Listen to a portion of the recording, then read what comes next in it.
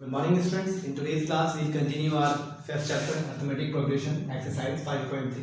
ठीक है, इसका फिफ्थ क्वेश्चन है the first term of an AP is 5 and the last term is 45 and the sum is 400. मतलब सब कुछ स्टेटमेंट की फॉर्म में दिया हुआ, वर्ड की फॉर्म में दिया हुआ है, ठीक है। तो इसमें सबसे पहले लिखा हुआ the first term of an AP. First term का मतलब हमारा यहाँ पर फर्स्ट टर्म मतलब हमारा A के में है, A हमारा कितना है 5, ठीक है। तो उसके बाद कह रहे हैं एंड द लास्ट टर्म मतलब an बोल दीजिए या फिर l बोल दीजिए, बात एक ही है, वो हमारा दिया हुआ है 45, ठीक है। एंड द सम इज, सम मतलब sn दिया हुआ है आपका, sn या s भी बोल सकते हैं उसको हम, sn हमारा गिवन है 400, ठीक है। तो इन्होंने कहा है find the number of terms, मतलब नंबर ऑफ टर्म्स का मतलब n आपको फाइंड करना है और दूसरी चीज आपको जो है वो कॉमन डिफरेंस यानी d फाइंड करना है, ठीक है। तो हम यहाँ पर क्या कर सकते हैं, हम हमारे पास जो फॉर्मूलाज हैं वो SN इक्वल टू SN की फाइंड कर लेंगे कि SN दिया हुआ है, AN भी दिया हुआ है, A भी दिया हुआ है। अगर मैं A वाले फॉर्मूले की हेल्प से N निकालने की कोशिश करूँ, जैसे AN वाला हमारा फॉर्मूला है AN equal to A plus N minus 1 into d. तो AN है मतलब AN गिवन है, वैल्यू पुट कर दूंगा, A गिवन है, वो भी पुट कर दूंगा, पर ना तो मेरे पास N है ना ही D है। इस फॉर्मूले का हम यूज बिल्कुल नहीं कर सकते N फाइंड करने के लिए या D फाइंड करने के लिए, ठीक है। फिर उसके बाद हमारे पास Sn का n/2 2a plus n minus 1 to d वाला फॉर्मूला है, उसमें भी प्रॉब्लम नहीं आएगी, वहां पर भी n और d की जरूरत पड़ेगी और n और d हमारे पास नहीं है। लेकिन अगर मैं Sn की इस फॉर्मूले की बात करूं n/2 a प्लस n, तो इस फॉर्मूले में मेरे पास Sn गिवन है, Sn हमारा है 400, तो ये 400 पुट कर देंगे। n हमारा हमें फाइंड करना है n/2, a हमारा यानी फर्स्ट टर्म 5 है और l मतलब लास्ट टर्म हमारा दिया हुआ है कितना 45, ठीक है। उसके बाद यहाँ पर हम ये डिवाइड में है तो वहाँ मल्टीप्लाई में पहुँच जाएगा, यानी आपका हो जाएगा 400 multiply by 2 equal to n into ये 45 प्लस 5 आपका हो जाएगा 50 मल्टीप्लाई की फॉर्म में, ठीक है। इससे मल्टीप्लाई करेंगे 800 और वहाँ मल्टीप्लाई में जो है 50 वो नीचे डिवाइड में आ जाएगा, डिवाइड करेंगे यहाँ पर और इसको से डिवाइड करेंगे तो n इक्वल टू 5 1 5 5 6 30, तो n की वैल्यू आपकी क्या आ गई 16 आ गई। अब आपको d फाइंड करना है, अब आप d किसी मेथड से फाइंड कर सकते हैं, an वाले फॉर्मूले से निकाल सकते हैं, an equal to a plus n minus 1 into d वाले से फाइंड कर सकते हैं, क्योंकि आपके पास an गिवन है 45, a आपके पास ऑलरेडी है 5, n अभी आपने फाइंड किया है 16 माइनस 1 और d आपको फाइंड करना है। पहले 45 के पास जाकर 5 माइनस करेंगे, उसका 16 माइनस 1 कितना हो गया 15 d, ये माइनस हो गया आपका 40 आ गया, 45 माइनस 15 40 हो गया, 15 डिवाइड में आ जाएगा, इसको सिंप्लेक्स कर देंगे 5 8 द 40 5 3 द 15, बस d इक्वल टू 8/3 रहेगा, इसको हम ऐसे छोड़ सकते हैं, ठीक है। यही आपका आंसर। देखिए क्वेश्चन है, यहाँ पर कह रहे हैं find the sum of first 51 term of an AP, मतलब स्टार्टिंग की 51 टर्म का सम निकालना है और whose second term and third term are 14 and 18, उसकी सेकंड टर्म दे रखी है, मतलब ये सम नहीं है, सम तो हमें जो बताना है वो 51 टर्म का बताना है, find the sum of first 51 term of an AP, वो तो सम निकालना है। लेकिन अब यहाँ पर सम लेंगे, सिर्फ ये बोला है whose second and third term are, मतलब सेकंड टर्म का मतलब a सेकंड यानी a2 हमारा दिया हुआ है कितना 14, इसका नाम पहले आएगा कि 14 हो जाएगा, और थर्ड टर्म यानी a3 हमारा दिया हुआ है कितना 18, ये दो चीजें दी होंगी। अब इसको अगर मैं सॉल्व करूंगा, a सेकंड का मतलब आपका ये सॉल्व हो जाएगा क्या a प्लस d बराबर 14, इसको फॉर्मूला में शो कर देता हूँ। देखिए फॉर्मूला हमारा होता है a equal to a plus n minus 1 into D.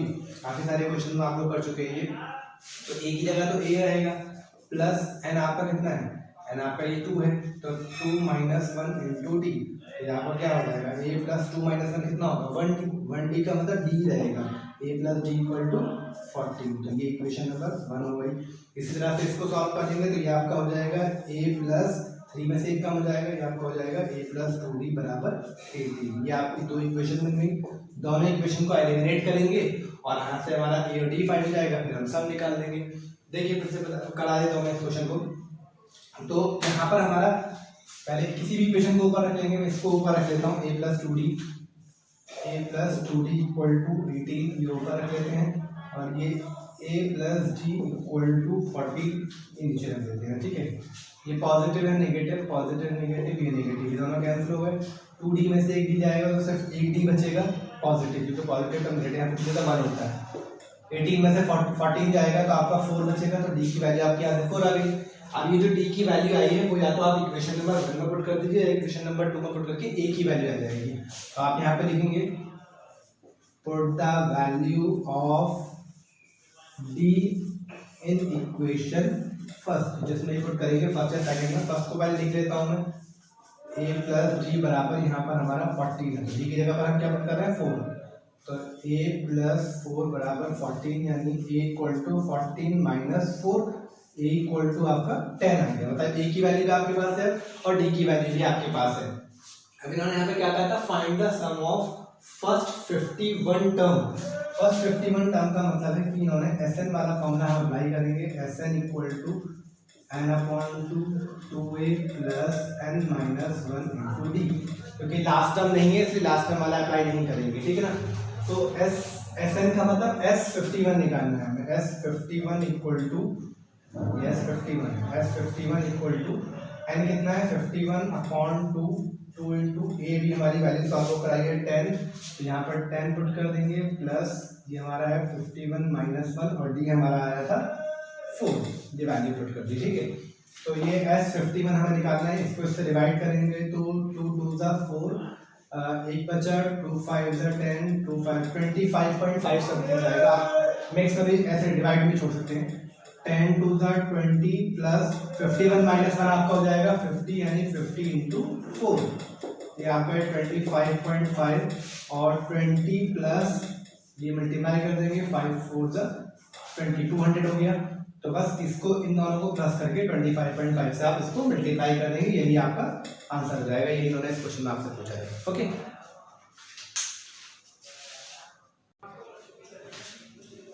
जी देखिए नेक्स्ट क्वेश्चन है, इसमें कह रहे हैं यहाँ पर show that a1 a2 a3 an form an AP where an is defined as below, और फर्स्ट पार्ट दिया हुआ है, सेकंड पार्ट क्वेश्चन में कह रहे हैं also find the sum of the first 15 term in each case.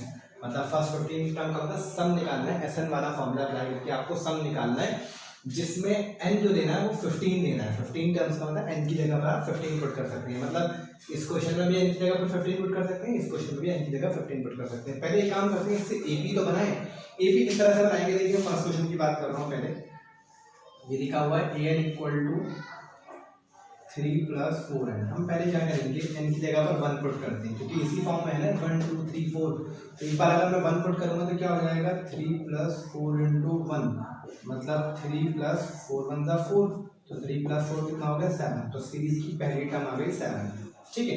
इसी तरह से फिर से फॉर्मूला लिखेंगे, अब n की जगह अब क्या पुट करेंगे, इस बार 2 पुट करेंगे, 2 n की जगह पर 2 पुट करेंगे, यानी 3 प्लस 4 इंटू 2, यानी ये हो गया 3 प्लस 4 2 ज़ा 8, मतलब 11, ठीक है। इस बार 3 पुट करें, दूसरी सीरीज की टर्म क्या आ गई 11 आ गई। तीसरी एक और पुट कर लेते हैं, a3 इक्वल टू एक बार 3 प्लस 4 इंटू 3, मतलब 3 प्लस 4 3 ज़ा 12, 12 और 3 15, तो ये नेक्स्ट क्या हो गया आपका 15, मतलब 4 4 बढ़ा रहा है, इस तरह से सीरीज बन जाएगी।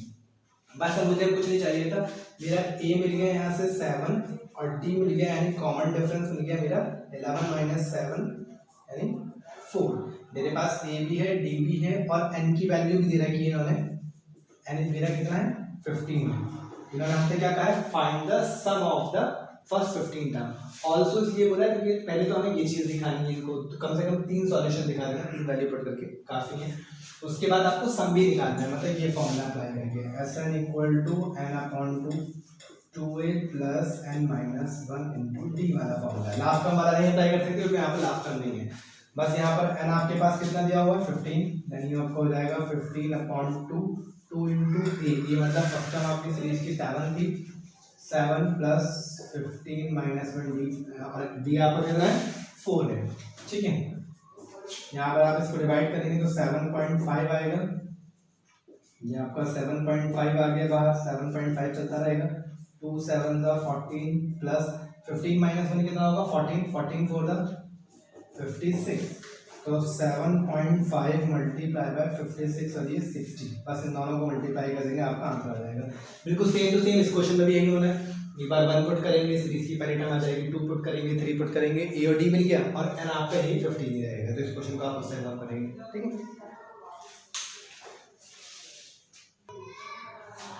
जी देखिए क्वेश्चन इन्होंने यहाँ पे कहा है find the sum of the first 40 positive integers divisible by 6। मतलब हमें स्टार्टिंग का सम निकालना है, स्टार्टिंग की 40 पॉजिटिव इंटीजर का सम फाइंड करना है जो कि 6 के टेबल में आते हो। मतलब फर्स्ट 40 पॉजिटिव इंटीजर का मतलब नंबर कहाँ से स्टार्ट होते हैं, पॉजिटिव नंबर 1 से स्टार्ट होते हैं और इनफाइनाइट तक जाते हैं, जिसको हम काउंट नहीं कर सकते, ठीक है। अब अगर मैं 1 की बात करूँ तो 1 ऐसा नंबर नहीं है कि जो 6 के टेबल में आता हो, क्योंकि इन्होंने साथ साथ हमें ये ध्यान ये भी रखना है कि वो 6 के टेबल में भी आना चाहिए। तो पहला नंबर 1 2 3 4 5 नहीं हो सकता, 6 होगा, मतलब पहला नंबर 6 हो गया, दूसरा नंबर 12 होगा, तीसरा नंबर 18 होगा।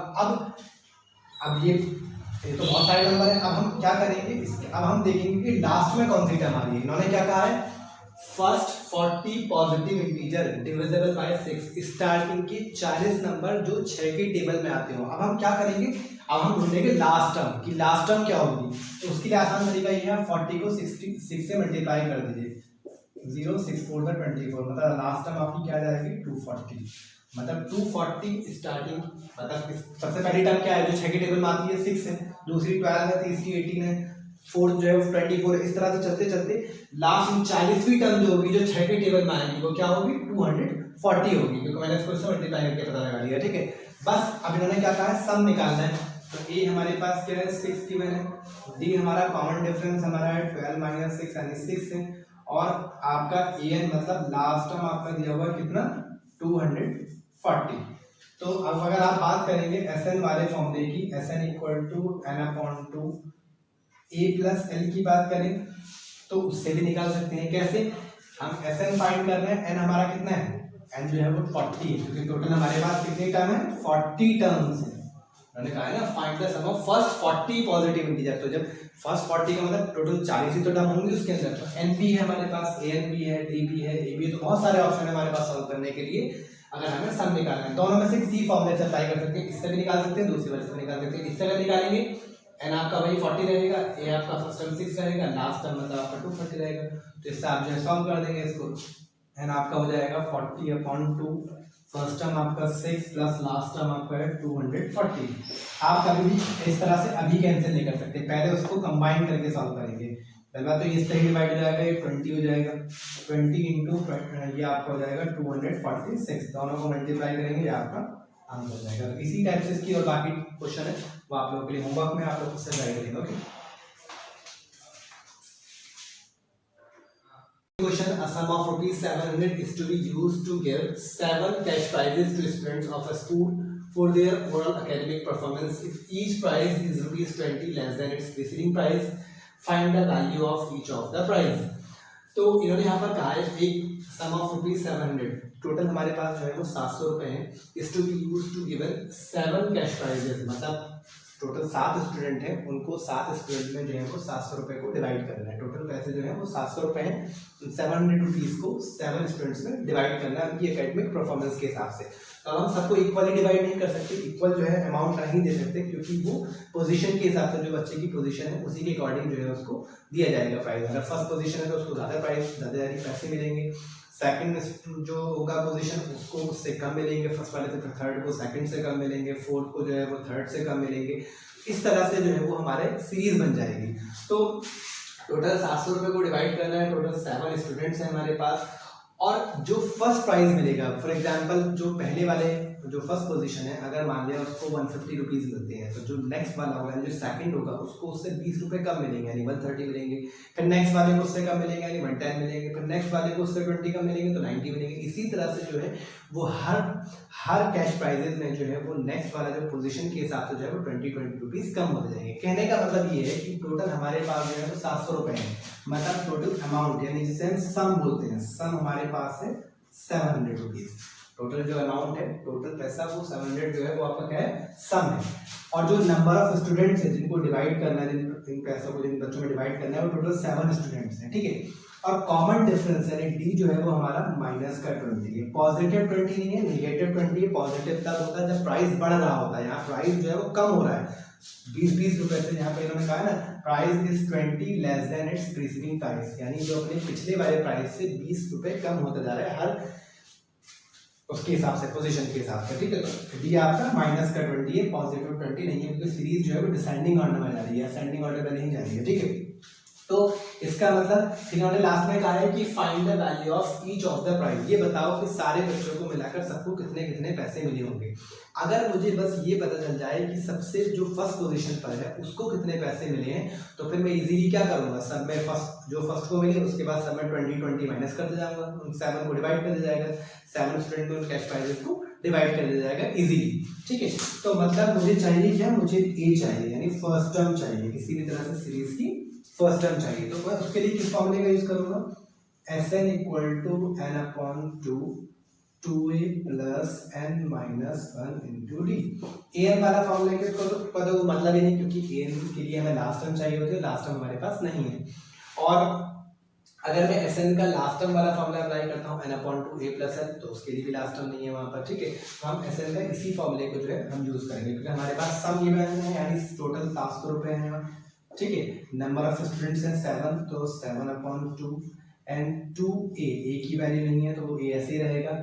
n आपके कितना है 7, यानी 7 - 1 और d मतलब दिया हुआ है माइनस का 20, ठीक है।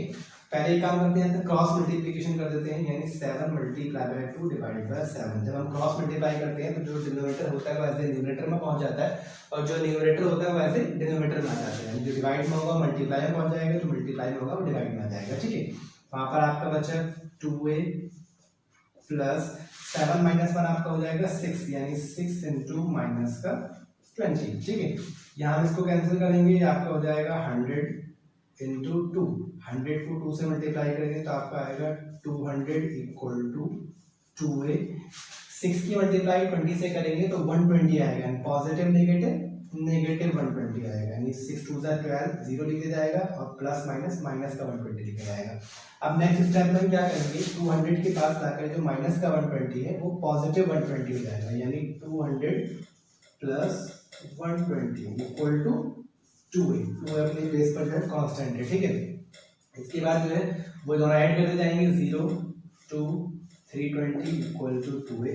नाउ 320/2 ये आपका डिवाइड होकर आ जाएगा, a = 2 1 2 2 6 0, यानी पहला जो कैश प्राइस होगा वो कितना होगा 160 होगा। अब इसी तरह से हम इजीली निकाल सकते हैं, पहला 160 होगा तो फिर इसमें से 20 कम कर देंगे तो कितना हो जाएगा 140, 20 माइनस करते जाएंगे, यानी नेक्स्ट आपका हो जाएगा 120 100 80 60 and 40 1 2 3 4 5 6 7। इस तरह से उन सातों स्टूडेंट में पैसे इस तरह से डिवाइड हो जाएंगे पोजीशन के अकॉर्डिंग, फर्स्ट वाले को ले लेंगे, second third fourth fifth six seven. यही आपका नेक्स्ट का solution, okay okay. Come to the next question. ये 17 क्वेश्चन में रीड कर देता हूँ, थोड़ा लेंथी क्वेश्चन है। In a school student thought of planting trees in and around the school to reduce air pollution. It was decided that the number of trees that each section of each class will plant will the same as the class in which they are studying. For example, section of class first will plant 1 tree, a section of class second will plant 2 trees, and so on till class 12. There are 3 sections of each class. How many trees will be planted by the students? देखिए question ये है कि एक school में students जो है वो plant लगा रहे हैं, ठीक है, एयर पॉल्यूशन को कम करने के लिए, रिड्यूस करने के लिए, ठीक है। तो प्लांट किस चीज के अकॉर्डिंग लगा रहे हैं, देखिए वो अगर कोई बच्चा फर्स्ट क्लास में है तो फर्स्ट क्लास के स्टूडेंट जो है वो एक प्लांट लगाएंगे। जो फर्स्ट क्लास के स्टूडेंट टोटल जो फर्स्ट क्लास में टोटल स्टूडेंट होंगे वो सब मिलकर जो है वो एक प्लांट लगाएंगे, ठीक है। इसी तरह से सेकंड क्लास में जो स्टूडेंट है वो मिलाकर 2 प्लांट लगाएंगे, थर्ड क्लास में जो स्टूडेंट है वो 3 प्लांट लगाएंगे। इसी तरह से 12th क्लास में जो स्टूडेंट है 12th क्लास के स्टूडेंट जो है वो कितने प्लांट लगाएंगे 12 प्लांट लगाएंगे। लेकिन एक कंडीशन और है, दूसरी कंडीशन ये है कि हर क्लास के यानी फर्स्ट क्लास के, सेकंड क्लास के, थर्ड क्लास के, सभी क्लास के 3-3 सेक्शन है, यानी first A first B first C, second A second B second C, हर सेक्शन को एक प्लांट लगाना है। यानी अगर फर्स्ट क्लास में अगर मैं फर्स्ट क्लास की बात करूं, फर्स्ट क्लास में 3 सेक्शन है तो उनको उतने प्लांट लगाने होंगे, सेकंड क्लास में भी 3 सेक्शन है तो उनको उतने प्लांट लगाने होंगे, थर्ड क्लास में भी 3 सेक्शन है तो उनको उतने प्लांट लगाने होंगे। इसी तरह से 12th क्लास में भी 3 सेक्शन होंगे तो उनको उतने प्लांट लगाने होंगे। तो टोटल फर्स्ट क्लास के जो प्लांट लगेंगे वो 3 प्लांट लगेंगे, सेकंड क्लास के 6 प्लांट लगेंगे, थर्ड क्लास के 9 प्लांट लगेंगे और 12th क्लास के जो है वो 36 प्लांट लगेंगे। क्लास के अकॉर्डिंग प्लांट लगाने हैं, फर्स्ट वाले को 1 प्लांट लगाना है, सेकंड वाले को 2 प्लांट लगाने हैं, थर्ड वाले को 3 प्लांट लगाने हैं, लेकिन हर क्लास के सेक्शन भी 3-3 है। फर्स्ट क्लास के सेक्शन कितने होंगे, 1 2 3, तो 3 प्लांट आएंगे। इसी तरह से सेकंड क्लास के 3 सेक्शन है, 2 3 6 हो जाएगा, थर्ड क्लास के 3 सेक्शन है, 3 3 9 हो जाएगा, 12th क्लास के 3 सेक्शन है, 12 3 36 हो जाएगा। ठीक है, तो अब इन्होंने पूछा क्या है कि टोटल बताइए कि टोटल उनको कितने प्लांट लगाने होंगे, मतलब टोटल मिलाकर जब आप 12 क्लासेस मिलाकर प्लांट लगाएंगी और उसके 3-3 सेक्शन है तो टोटल कितने प्लांट लगाएंगे, यानी सम क्या होगा, यानी आपसे ये पूछ रहा है कि सम पूछ रहे हैं टोटल कितने प्लांट्स हमें लगाने होंगे। तो जिसमें अगर हम सीरीज की बात करें उसमें हमारा फर्स्ट टर्म जो है वो 3 है और कॉमन डिफरेंस जो है वो हमारा 6 - 3 = 3 है और an यानी लास्ट टर्म भी हमारे पास यहाँ पर दिया हुआ है 36 और n भी है हमारे पास यहाँ पर, n का मतलब 12, क्योंकि टोटल 12 ही क्लासेस हैं। सेक्शन की बात नहीं कर रहे हैं हम, क्लासेस की बात कर रहे हैं। यहाँ पर टोटल जो क्लासेस हैं वो कितनी है, 12 क्लासेस है। और अगर आपको 12 क्लासेस नहीं समझ में आ रही है तो आप पहले an वाले फॉर्मूले की हेल्प से, an आपके पास गिवन है, d आपके पास गिवन है, a आपके पास है, आप n फाइंड करेंगे तो 12 ही आएगा, लेकिन आपको फाइंड करने की जरूरत नहीं है क्योंकि n मतलब 12 है, आपको sn फाइंड करना है। तो बेटर ये है कि मैं sn का ये फॉर्मूला अप्लाई करूंगा n/2 a + n, क्योंकि मेरे पास यहाँ पर लास्ट टर्म भी है, फर्स्ट टर्म भी है, नंबर ऑफ टर्म्स भी है। तो sn का मतलब मुझे निकालना है s12, n मेरे पास है 12/2 और a हमारा है 3 प्लस लास्ट टर्म हमारा कितना दिया हुआ है 36। ठीक है, ये डिवाइड हो जाएगा, 2 6 12, तो s12 = 6 मल्टीप्लाई बाय 36 + 3 आपका हो जाएगा 39, मल्टीप्लाई कर देंगे 6 9 54, 234। तो टोटल 12 क्लासेस मिलाकर अगर प्लांट लगाएंगे तो टोटल 234 प्लांट्स लगेंगे। Okay, come to the next question.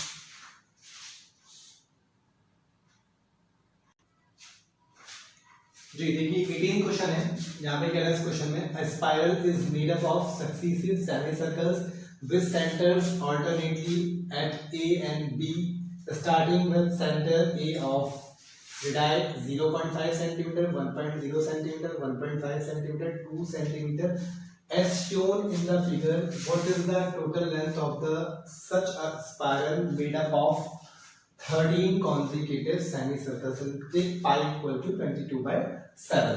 देखिए इस क्वेश्चन में कह रहे हैं कि एक स्पाइरल है, इस तरह से एक स्पाइरल है, उस तरह से लिपटा हुआ है, मतलब सेमी सर्कल जो है बना रहा है, मतलब पहला एक सेमी सर्कल बनाया L1। ठीक है, इसका जो फर्स्ट जो सेमी सर्कल स्टार्ट हुआ है वो B से स्टार्टिंग हुई, लेकिन जो सेंटर है वो A है। ये एक पहला सेमी सर्कल बना, फिर दूसरा सेमी सर्कल ये बना है यहाँ पर जिसको L2 नाम दे रखा है, फिर तीसरा सेमी सर्कल ये बना होगा जिसको L3 नाम दे रखा है, फिर फोर्थ ये बना होगा L4, फिर इस तरह से कंटिन्यू हुआ है मतलब। ठीक है, तो इन्होंने कहा है कि जो सेंटर है वो A है, B से स्टार्ट हो रहा है पहला सेमी सर्कल, फिर दूसरा ये है नीचे, फिर थर्ड ये है, फिर फोर्थ ये है, तो इन्होंने डिनोट कर रखा है L1 L2 L3 L4। और कह रहे हैं कि उसमें जो रेडाई है, मतलब जो सेमी सर्कल्स जो दे रखे हैं, ये वाला सेमी सर्कल है, इसका रेडियस रेडाई बोलते हैं, एक से ज्यादा जब रेडियस है तो उसको रेडाई बोला जाता है। ठीक है, तो पहले वाला रेडियस यानी इस सेमी सर्कल की अगर बात करूं तो इसका रेडियस है 0.5, फिर दूसरे वाले की बात करूं तो इसका है 1, ये जो रेडियस होगा इतना, और फिर तीसरे की बात करता हूं इसकी तो उसका है 1.5, फिर फोर्थ का है 2.0। तो सबसे पहले तो हमें ये कर, और टोटल कह रहे हैं कि what is the total length of the such A spiral made up of 13 consecutive semi circle. इसी तरह से टोटल जो सेमी सर्कल बने वो 13 सेमी सर्कल बने हैं, अभी तो सिर्फ यहाँ पर 1 2 3 4 दे रखे हैं, इस तरह से घुमा घुमा कर जो है टोटल 13 सेमी सर्कल्स बने। तो ये बताइए कि 13 सेमी सर्कल्स बनाने के लिए टोटल कितनी जो है वो स्पाइरल का यूज हुआ होगा। ठीक है, देखिए कहने का मतलब ये है कि n तो आपका गिवन है, n मतलब 13 सेमी सर्कल्स है, तो ये तो n आपका 13 हो जाएगा। अभी अगर आप ये कहें कि a आपका जो है वहां यहाँ से 0.5 है तो आपका बिल्कुल गलत हो जाएगा, ये a नहीं है, अभी देखिए रेडियस दिया हुआ है, ए का मतलब है कि पहले आपको इस सेमी सर्कल का सरकमफ्रेंस निकालना पड़ेगा, तब आपका वो ए आएगा, ठीक है। फिर दूसरा जो सेमी सर्कल है, दूसरा सेमी सर्कल यानी L2, फिर आपको उसका सरकमफ्रेंस निकालना होगा, फिर थर्ड वाले का निकालना होगा। इस तरह से हम स्टार्टिंग से 3 फाइंड कर लेते हैं, उससे हमारा ए और डी आ जाएगा, ठीक है। फिर हम इजीली जो है हमारा जो हम SN फाइंड करना है वो हम इजीली SN फाइंड कर लेंगे, ठीक है। तो सबसे पहले अगर मैं बात करूं, पहले मैं बात करता हूं सेमी सर्कल L1 की, circumference of semi circle L1। पहले L1 की बात करते हैं। देखिए सरकमफ्रेंस और सर्कल का फॉर्मूला होता है 2πr, लेकिन यहाँ पर ये सेमी सर्कल है, सेमी सर्कल मतलब सर्कल का आधा, तो अपॉन 2 कर देंगे, हाफ कर देंगे तो कैंसिल होके सिर्फ πr ही बचेगा। तो आप सिर्फ क्या यूज कर सकते हैं, यहाँ पर πr यूज कर सकते हैं, ठीक है। तो पाई की वैल्यू मैंने यहाँ पर दिया है, पाई की वैल्यू आपको 22/7 यूज करनी है, मतलब 3.14 यूज नहीं करनी है, ठीक है। पाई की वैल्यू हम यूज करेंगे 22/7 और रेडियस आपका कितना है 0.5, ये इससे कैंसिल नहीं हो पाएगा, बस इसको ऊपर मल्टीप्लाई कर देते हैं। 22 ये आपका हो जाएगा 5 to the 10, 5 to the 10 by 11, 11.0/7, 11.0 का मतलब ये 11 ही है, ठीक है ना। तो ये आपका आ गया 11/7, इसको डिनोट कर सकते हैं हम सेंटीमीटर से, क्योंकि सेंटीमीटर में ही यूनिट्स हैं। ये आपका आ गया circumference of semi circle L1, मतलब सीरीज की सबसे पहली टर्म आपकी आ गई 11/7। इसी तरह से अब आप दूसरा निकालेंगे, circumference of semi circle L2 find करेंगे, दूसरा बार L2 निकालेंगे। L2 निकालने के लिए भी यहाँ पर आप क्या करेंगे, बस फॉर्मूला सेम रहेगा और पाई की वैल्यू भी वही रहेगी 22/7, रेडियस आपका चेंज हो जाएगा, रेडियस कितना हो जाएगा, इस बार 1.0 का मतलब 1 ही है वो, ठीक है। ये मल्टीप्लाई कर देंगे तो 22/7 हो जाएगा, बस इसी फॉर्म में छोड़ दीजिए। दूसरा आपका आ गया 22/7। अगर आपको इस तरह से L3 का फाइंड करना है तो L3 में भी सेम रहेगा, पाई की वैल्यू वही रहेगी आपकी 22/7 और रेडियस आपका कितना रहेगा 1.5। यहाँ मल्टीप्लाई कर देंगे आप इसको,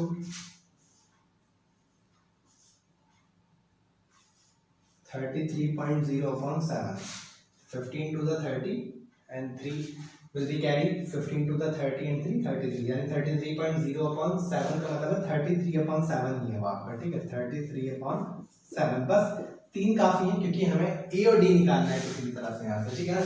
तो ए हमारा आ जाएगा यहाँ से फर्स्ट टर्म, यानी हमारी आ गई 11/7, और अगर मैं कॉमन डिफरेंस की बात करता हूँ डी निकालने के लिए तो 22/7 में से माइनस कर देंगे 11/7, a2 माइनस a1 से। ये दोनों लाइक फ्रैक्शन में है क्योंकि दोनों के डिनोमिनेटर इक्वल है, तो हम डिनोमिनेटर को सिंपल एक बार लिखकर ऊपर टर्म को माइनस कर देंगे, 22 माइनस 11 आपका हो जाएगा 11/7, मतलब फर्स्ट टर्म भी आपकी 11/7 है और कॉमन डिफरेंस भी आपका 11/7 ही है। तो ए आपके पास है, डी आपके पास है, नंबर ऑफ टर्म्स आपके पास है, आपको फाइंड करना है एसएन फाइंड करना है, यानी ये पता लगाना है टोटल कितनी स्पाइरल लगी होगी, ठीक है। एसएन आपको फाइंड करना है, एसएन फाइंड कर सकते हैं। एसएन जो है वो इस फॉर्मूले से फाइंड कर लेंगे, n/2 2a plus n minus 1 into d, ये फॉर्मूला अप्लाई करेंगे और इसकी जो है वो वैल्यू निकालेंगे। थोड़ा स्पेस नहीं है, मैं इसको रख कर दूंगा, डायग्राम रख कर देता हूँ यहाँ से, यहाँ पे सॉल्व कर देता हूँ। Sn equal to n/2 2a plus n minus 1 into d, ठीक है। वैल्यू पुट करते हैं यहाँ से हम, n हमारा है कितना 13, यानी 13/2, 2 into a हमारा है 11/7 और प्लस n आपका वही 13 माइनस 1 into d भी आपका यहाँ पर 11/7 है, ठीक है। इसको डिवाइड नहीं कर रहा हूँ, एज इट इज ऐसे लिख देता हूँ मैं, 13/2, ये सिर्फ ऊपर मल्टीप्लाई जाएगी, आपका हो जाएगा 22/7 प्लस 13 माइनस 1 आपका कितना हो जाएगा 12 into 11/7, ये आपका ऐसे रहेगा 13/2, ये आपका 22/7 प्लस इसको से मल्टीप्लाई करेंगे, 11 2 22, 11 1 11 और 2 आपका कितना हो जाएगा 13/7। अभी पहले हम जो ब्रैकेट के अंदर है उसी को सॉल्व करेंगे, ये 13/2 आपका ऐसे रहेगा एज इट इज, दोनों का डिनोमिनेटर सेम है, डिनोमिनेटर को लिखेंगे एक बार सिंपल और ऊपर वाली टर्म दोनों कंबाइन हो जाएंगे क्योंकि दोनों के डिनोमिनेटर एक जैसे हैं। तो 2 2 4 and 3 2 5 154, 13 multiply by 77 divided by 7, ये आपका कैंसिल हो जाएगा यहाँ पर 7 in the 7 7 in the 7 और ये 11 मल्टीप्लाई बाय आपका 13 हो जाएगा, 11 3 33, 11 वन जा 11 एंड 3 आपका हो जाएगा 14, यानी 143 सेंटीमीटर जो भी टोटल स्पाइरल आपकी यूज होगी। ओके।